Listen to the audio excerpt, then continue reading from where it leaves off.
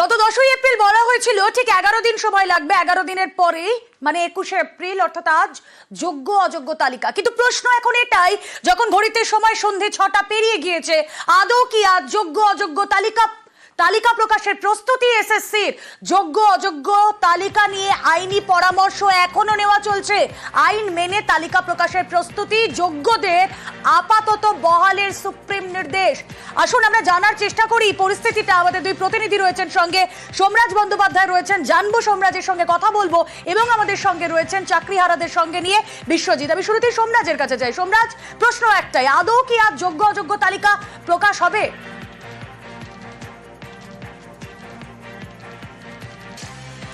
দেখো, school service commission সূত্রে যেটা জানা যাচ্ছে যে আজকে রাত হয়ে যাক, কিন্তু স্কুল সার্ভিস কমিশনের তরফে আজ যোগ্য অযোগ্যদের তালিকা প্রকাশ করার একটা প্রস্তুতি চলছে। অবশ্যই সেই প্রস্তুতির আগে যে বৈঠক প্রতিনিধি দলের সঙ্গে, অর্থাৎ যারা চাকরিহারা শিক্ষক শিক্ষাকর্মী তাদের সঙ্গে বৈঠক করতে চেয়েছিল এসএসসি, এবং তারাও চেয়েছিল আলোচনা করতে। দুপক্ষই যেহেতু চেয়েছিল আলোচনা, সেই জন্যই এই আলোচনা এসএসসি সদর দপ্তরে হচ্ছে, যেখানে এসএসসি চেয়ারম্যান উপস্থিত রয়েছেন বলে এসএসসি সূত্রে জানা যাচ্ছে। যেটা তোমাকে বারবারই বলছিলাম, এই আইনি পরামর্শ, এসএসসি এখনো পর্যন্ত কি কি আইনি পরামর্শ নিয়েছে এবং আইনি পরামর্শে এসএসসির কাছে কি কি তথ্য এসেছে, তার কারণ যে জায়গাটায় এখনো পর্যন্ত এসএসসিকে ভাবাচ্ছে সেটি হলো এই যে যোগ্য এবং অযোগ্যের তালিকা প্রকাশ করবে এসএসসি, কিন্তু তার বয়ানে কি লিখবে এসএসসি, এই বিষয়টাই এখন ভাবাচ্ছে এসএসসিকে, যার জন্য এসএসসি চেয়ারম্যান সিদ্ধার্থ মজুমদার আবারও কিছু ক্ল্যারিফিকেশনস স্কুল শিক্ষা দপ্তরের থেকে চেয়েছে। কিন্তু যেহেতু দুপক্ষই একটা আলোচনা চেয়েছিল, সেই কারণে এখন এসএসসির কেন্দ্রীয় দপ্তরে, কেন্দ্রীয় অফিসে সেই আলোচনা হচ্ছে। এসএসসি চেয়ারম্যান খুদ উপস্থিত আছেন। কিন্তু তোমাকে জানিয়ে রাখি, এসএসসির তরফে সব রকমের প্রস্তুতি নিয়ে রাখা হয়েছে এই যোগ্য এবং অযোগ্যের তালিকা প্রকাশের ব্যাপারে। কিছু ক্ল্যারিফিকেশন এলেই কিন্তু এসএসসি সেই তালিকা প্রকাশ করে দেবে, এরকম একটা সম্ভাবনা রয়েছে বলি আমরা স্কুল সার্ভিস কমিশন সূত্রে জানতে পারছি। যদিও এসএসসি অপেক্ষা করছে এখনো পর্যন্ত চূড়ান্ত সবুজ সংকেতের, কারণ এসএসসির যে কিছু ক্ল্যারিফিকেশনের প্রয়োজন, সেই ক্ল্যারিফিকেশনগুলির অপেক্ষা এসএসসি করছে, এবং সূত্র মারফত জানা যাচ্ছে একটু বোঝার চেষ্টা করি এখনো পর্যন্ত ঠিক কোন জায়গায় গিয়ে জট পেকে রয়েছে।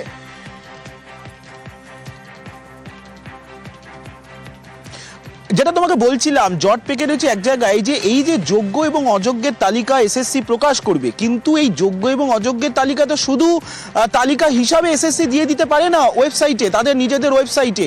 এক্ষেত্রে এসএসসিকে কিছু বয়ান লিখতে হয়। 2016 বিজ্ঞাপন, এবং সেখানে কলকাতা হাইকোর্টের কি অর্ডার, সুপ্রিম কোর্টের কি পর্যবেক্ষণ, কি রায়, গোটা বিষয়টি উল্লেখ করতে হয়। কিন্তু এইভাবে যোগ্য এবং অযোগ্য এই দুটি শব্দ সেক্ষেত্রে কি এসএসসি তাদের ওয়েবসাইটে আপলোড করে এই দুটি শব্দ লিখতে পারে? এই আইনি ক্ল্যারিফিকেশনসটাই এসএসসি নিচ্ছে, তার কারণ এসএসসির আশঙ্কা হচ্ছে এখনো ঘড়িতে সময় সন্ধ্যে 6:08, এসএসসি এখনো আইনি পরামর্শ নিচ্ছে। অবশ্যই নজর আমাদের সেদিকেই, তালিকা প্রকাশ আজ আদৌ হচ্ছে কিনা। আর অন্যদিকে এসএসসি ভবনে চাকরিহারাদের 13 প্রতিনিধি। এর আগে আমরা দেখেছি এসএসসি ভবনে ঢোকা নিয়ে বচসা, চাকরিহারাদের নিজেদের মধ্যেই বচসা, কারা ঢুকবেন না এই নিয়ে বচসা। এসএসসি ভবনের সামনের ছবিটা আপনাদের সামনে তুলে ধরবেন আমাদের প্রতিনিধি বিশ্বজিৎ রয়েছেন সঙ্গে। বিশ্বজিৎ, ওদিকে চলছে আইনি পরামর্শ আর এদিকে অবস্থান বিক্ষোভ, কি বলছেন তারা? একদমই তাদের কাছেই যাব, যে প্রায় 1 ঘন্টা 15 মিনিট হতে চললো। আমার সঙ্গে রয়েছেন যারা চাকরিহারা এই আন্দোলন যারা করছেন।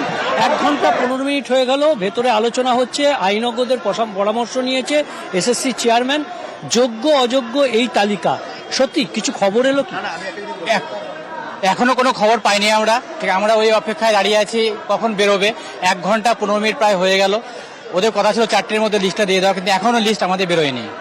এখনো পর্যন্ত আইনজ্ঞের বিভিন্ন পরামর্শ নেওয়া হচ্ছে বলে সূত্রের খবর। আপনারা 13 জনের প্রতিনিধি দল গিয়েছেন, তাদের সঙ্গে কি কোনো কথা বলা সম্ভব? না, এখনো কথা বলা সম্ভব হয়নি। ওরা ভিতরে আছেন, এখনো বেরোয়নি। ওরা বেরোনোর পর ওরা কি বলছে সেটা আমাদের শোনার আছে।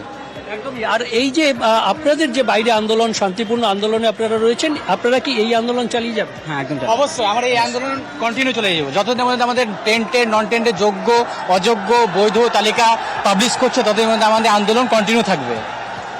এর সঙ্গে আরও একটা বিষয় জানতে চাইব, শুধুমাত্র শিক্ষকরা নয়, শিক্ষাকর্মীরাও ছিলেন, তারাও ইতিমধ্যে কাউন্সিলে যোগাযোগ করেছেন। এই দুই ক্ষেত্রে সবাইকে একজোট হয়ে আপনারা আন্দোলন? আমরা প্রথম থেকে একজোট আছি, এখনো একজোটই থাকবো। বেশ, আমাদের একদমই, নজর অর্থাৎ থাক, আমাদেরও নজর থাক এসএসসি ভবনের সামনে, যেখানে চাকরিহারারা রয়েছেন তারাও অধীর অপেক্ষায় যে তালিকা প্রকাশ হবে কি হবে না।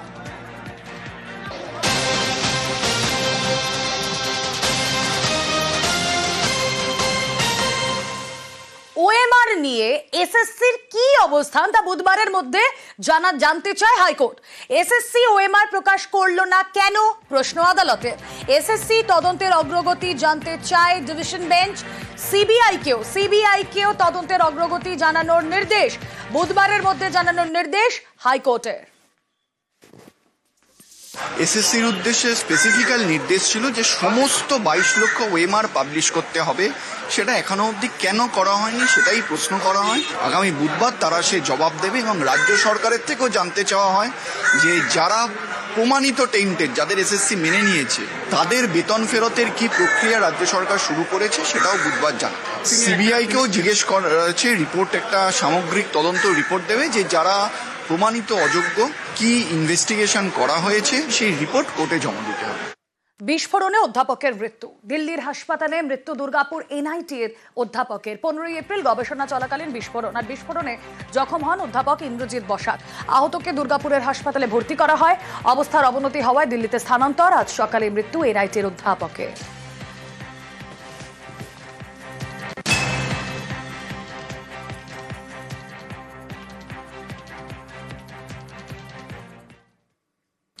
নদিয়ায় প্রাইমারি স্কুলে 2 জন স্থায়ী শিক্ষক কেউই আসছেন না। প্রধান শিক্ষিকার অভিযোগের ভিত্তিতে সহকারী শিক্ষককে গ্রেফতার করেছে পুলিশ, আর এরপর থেকে প্রধান শিক্ষিকাও স্কুলে গরহাজির। ফলে স্কুলে শিক্ষকের অভাব, পড়াশোনা লাটে, পরীক্ষা স্থগিত। বাঁকুড়ায় এবার অন্য ছবি। এখানকার স্কুলে 52 লক্ষ টাকা তছরূপের অভিযোগ। স্কুলের গেটে তালা ঝুলিয়ে বিক্ষোভ অভিভাবকদের।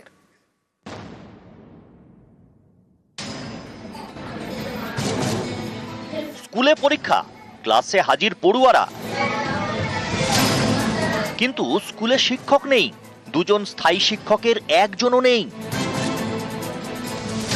চুক্তিভিত্তিক পার্শ্ব শিক্ষক 3 জন, এসেছেন একজন। এই পরিস্থিতিতে সোমবারের পরীক্ষা বন্ধ। নদিয়ার সরকারি প্রাইমারি স্কুলের ঘটনা। স্কুলে ক্লাস হচ্ছে না, কেন? কোনো স্যার আসেনি, তার জন্য ক্লাস হচ্ছে না। নদিয়ার চাপড়া, এখানকার পিঁপড়াগাছি পঞ্চায়েত এলাকায় দুধখোলা প্রাইমারি স্কুল। পড়ুয়া 96 জন, স্থায়ী শিক্ষক 2 জন, চুক্তিভিত্তিক পার্শ্ব শিক্ষক 3 জন। সম্প্রতি এই স্কুলের প্রধান শিক্ষিকা এবং সহকারী শিক্ষকের মধ্যে ঝামেলা বাধে। চাপড়া থানায় অভিযোগ জানান প্রধান শিক্ষিকা।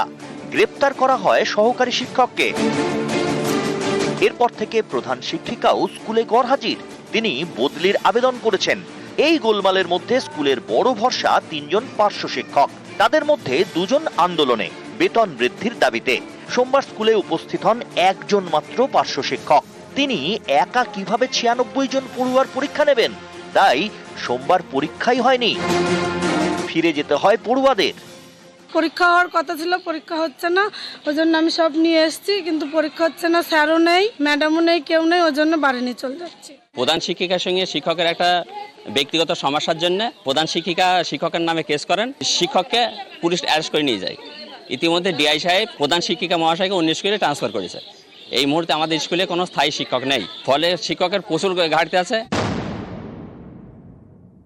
হেড টিচার যিনি ছিলেন, গ্রামবাসীদের একটা মাস পিটিশন ছিল, উনি ওইখানে যেন আর না যান, গেলে পরে সমস্যাটা বেড়ে যাবে। তা আমরা তখন এসআই এর সঙ্গে বসে আলোচনা করে নিয়েছিলাম যে ইমিডিয়েট আমরা পার্শ্ববর্তী স্কুলের হেডমাস্টার মশাইকে ওইখানটাতে যাতে আমরা পাঠাতে পারি। 2-1 দিনের মধ্যে কি সমস্যার সমাধান হবে বলে আশা করা যায়? হ্যাঁ, একদম। আমি তারপরে পার্মানেন্টলি সমস্যাটা আমরা হয়তো 1 সপ্তাহের মধ্যে মিটিয়ে ফেলবো।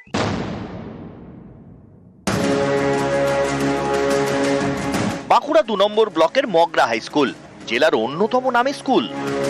সোমবার এই স্কুলের গেটে তালা ঝুলিয়ে বিক্ষোভ দেখান অভিভাবকরা।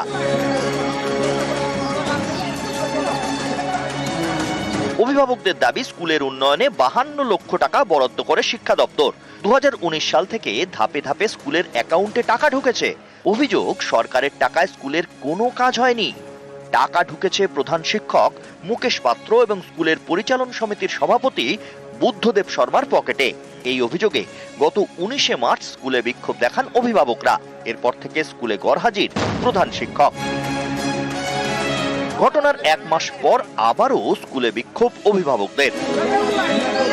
সোমবার পুলিশকে গিয়ে পরিস্থিতি সামাল দিতে হয়, তারপর স্কুল চালু হয়। বিডিও সাহেব, ডিএম সাহেবকে, এসডিও সাহেবকে আমরা যথারীতি লিখিত আকারে পাঠাই। পরে ক্ষেত্রে আমরা খবর পাই যারা এই টাকা তজরুপ করেছে তাদের বিরুদ্ধে এফআইআর করেছে। আমরা খবর নিই যে এফআইআর হয়েছে, তাহলে ওরা তো নিশ্চয়ই অ্যারেস্ট হবে। আমরা যথারীতি দেখছি তারা দিনে দুপুরে গোটা এলাকায় ঘুরে বলছে, অথচ তারা অ্যারেস্ট হচ্ছে না। আমরা যখন যথারীতি 10:30 থেকে 35-এর মধ্যে ঢুকছে মাস্টারমশাই, তখন দেখছি গেটে তালা, অভিভাবক একটা ফেস্টুন বাইরে টাঙানো ছিল মনে হয়, আর পুলিশও এসেছেন। ওনারা আমার এখানে জানতে চেয়েছিলেন ওই টাকাটা অ্যাকাউন্টে ঢুকেছে কিনা। আমি বললাম যে আইও বলেছেন টাকা ঢুকেছে, আমি কিন্তু এখনো লিখিত কোনো তথ্য পাইনি। নদিয়া থেকে সমীর রুদ্র এবং বাঁকুড়া থেকে প্রিয়ব্রত গোস্বামী, নিউজ 18 বাংলা।